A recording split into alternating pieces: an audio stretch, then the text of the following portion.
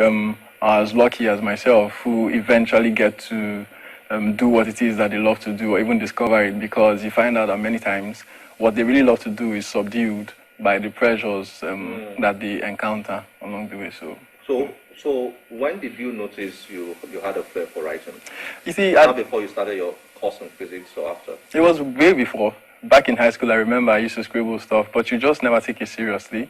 You just, you don't even want to celebrate it as much, because to you, and because it's what everybody else around you thinks, you just feel like, okay, it's pastime, nothing's going to come out of it, so you don't take it seriously. So I've been writing stuff, I've been writing poetry. I actually started out writing poetry before, diving into prose. So I've been writing back then. And then somewhere along the line, all it takes is someone to appreciate the work that you do, and then you're astonished. Wow, are you serious? This thing that I just wrote during my leisure, someone really likes it, and it's taking a particular interest in it. So I guess for me, that's really what happened. I was already in university then, and there was a call for entries for a particular writing class, and they were only going to take 20 people from the whole country. And, I just sent in an entry. It was supposed to be 300 words. And maybe the physics part of me, I wrote exactly 300 words, 3 paragraphs. Every paragraph was 100 words. But I'm not sure they noticed, but that's exactly what I did. And I got a call. I was invited, and I was like, really? Seriously? What was the essay about?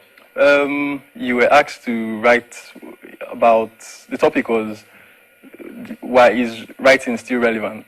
This was when you were doing laws of motion. Exactly. And, so and all that. all the force and gravity. Yeah. So that's interesting. Okay. So then you left after physics. Did you make up your mind? I'm going all the way with writing. Yeah, it was quite a struggle. Because you've lost interest with this. This is what you really want to do, so you more or less feel like you're completely lost interest. Exactly, it was just like I want to be done with this and get out. And also, I was also getting a lot of interest from people outside who wanted me to work with them in terms of media and communication. So I was getting a lot of calls.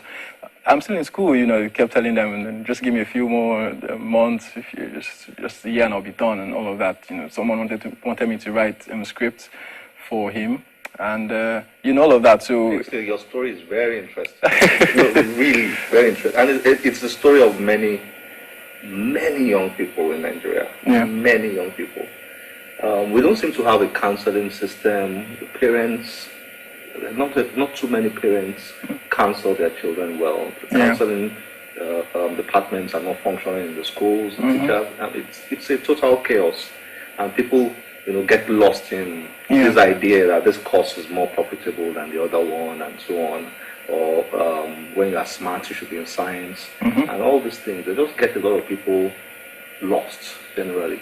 So while studying physics, you were getting offers to write scripts. Yeah, I was having talks like that. And that was all the message. That was all I needed to know. Divine message you needed to know. Yeah. Interesting. All right. Now let me ask you about your generation of Nigerians in terms of response to literary works, response to the arts, response to fiction works. What has been your take? What has been your observation so far? Well, I think that there's a lot of activity going on right now in the industry. A lot of people my age, my generation, are starting to discover themselves and, sort of strive and make something out of it, because we are faced with a lot of challenges right now. It's really, it's incredible for the average writer right now in Nigeria. I know a lot of colleagues who have left the shores because there's better appreciation for the art elsewhere. You keep getting, you reach out to a colleague who is elsewhere in another country, another continent, and then you can compare, the experiences. It's really, really difficult. But I am also impressed at the same time with the quality of work that we have in this time. I think that we have been able to draw a lot of inspiration from previous generations, I mean, the likes of Chinachebe and then Wole Soyinka and all the rest of them, and that is really influencing much of our product and our output in this time. So, yeah, I say that, yeah, we are faced with a lot of challenges, but I'm still hopeful and also, believing that there are a lot of great things to come forth yet with this generation. Are educated Nigerians in their 20s, okay, are they reading? How well are they reading? What are they reading? When you compare that to the total number of people who we have in this country to start with, about 160 million people in Nigeria and all of that, it is very easy to say that the readership is very poor in this part of the world. But on the other hand, I'm quick to say that it's not that people do not read, because everybody reads something. Even the illiterate on the street reads something. He reads a newspaper. It may be the PM News or something, something that, is much more relatable to his status or his orientation at any given point in time.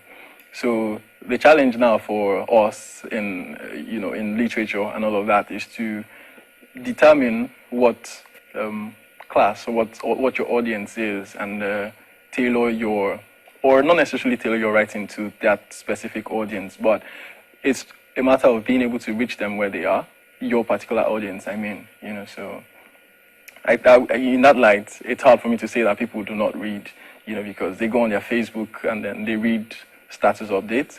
So you ask yourself, are they reading your updates on your page? Are they reading your blog? If not, why would they prefer to go to other social blogs like Dinda KG and all of that instead of your own blog? So I think that for us, the challenge is daunting, but I think it's possible. So tell us about Dappled Things. Yeah, so Dappled Things, I started writing Dappled Things in 2010. At first, it was one story I wrote and another story, and I gave it to a friend.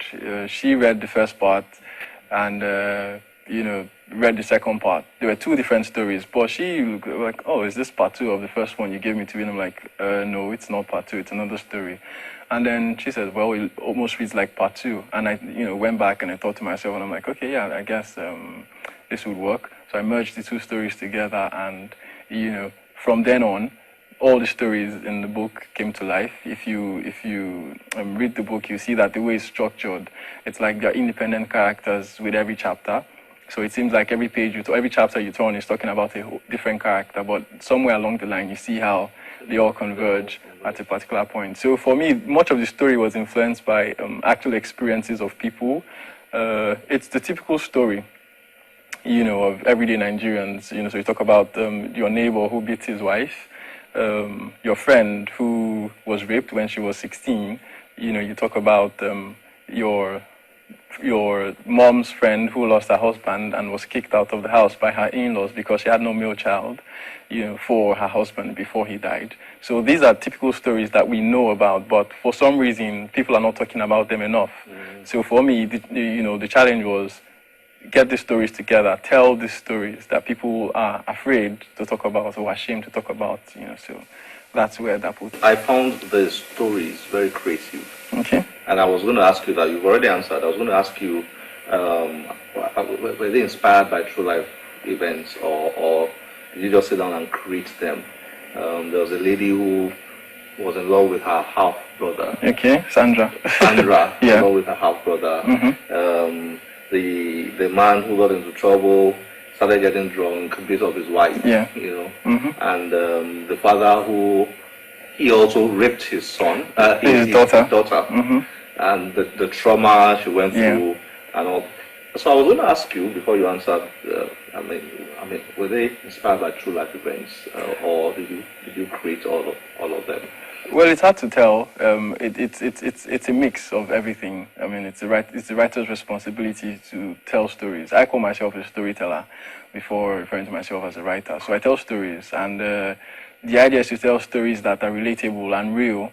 They may not be actual physical stories that I know directly of, but you read the stories and you can immediately imagine a scenario that you are familiar with in your own, instance. Are you planning to sell this to Nollywood or Hollywood or any other? Well, if because this would be a real if Bollywood comes calling, that would be